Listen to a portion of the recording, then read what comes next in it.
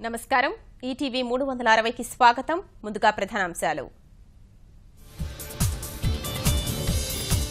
అనంతపురం జిల్లా నేతలతో సీఎం చంద్రబాబు భేటీ సాగునీటి ప్రాజెక్టులు సంక్షేమ కార్యక్రమాలపై చర్చ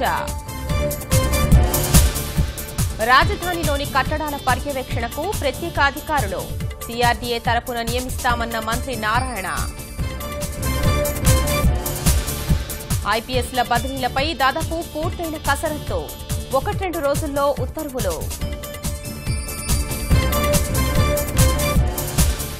తిరుపతిలో చెత్త తరలింపుపై వివాదం పరిష్కారం నిల్వకు సి రామాపురం గ్రామస్తుల అంగీకారం విజయవాడలోని అనాథాశ్రమం నుంచి బాలికల అదృశ్యం కేసు నమోదు చేసి గాలిస్తున్న పటమట పోలీసులు కృష్ణా జిల్లాలో అనుమతి లేని బడులపై దాడులు 6 రోజుల్లో 29 పాఠశాలలపై కేసులు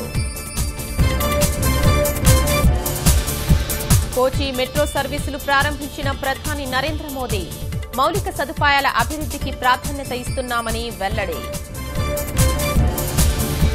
జపాన్ తీరంలో 2 భారీ నౌకలు ఢీ తీవ్రంగా దెబ్బతిన్న అమెరికా ఓడ